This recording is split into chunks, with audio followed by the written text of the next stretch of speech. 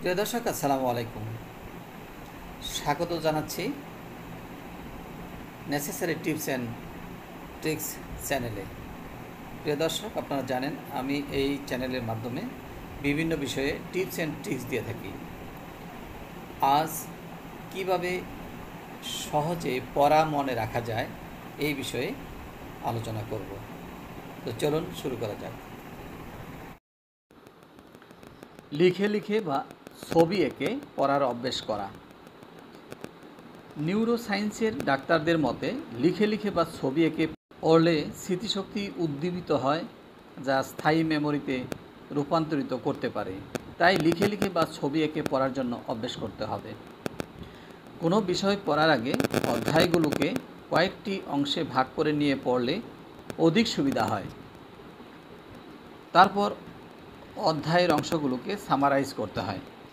এ পদ্ধতিকে একটি গাছের সাথে তুলনা করা হয়। গাছটিকে একটি অধ্যায় বিবেচনা করে গাছের পাতার ন্যায় এর বিভিন্ন অংশগুলোর সারমর্ম বুঝলে পড়া মনে রাখতে সহজ হয়। এটিকে কনসেপ্ট ট্রি বলা হয়। পড়ার সময় নীরবে না পড়ে শব্দ করে পড়তে হবে। শব্দ করে পড়লে 3টি ইন্দ্রিয় শক্তি কাজ করে, যেমন ঠোঁট, চোখ এবং কান পড়া মুখস্থ রাখতে সহায়তা করে। পড়ার সঠিক সময় নির্বাচন করা। কিছু গবেষণায় দেখা গেছে ভোর সকালে পর্যাপ্ত ঘুমানোর পর ব্রেন ঠান্ডা থাকে, সেই সময় পড়া মুখস্থ হয় তাড়াতাড়ি।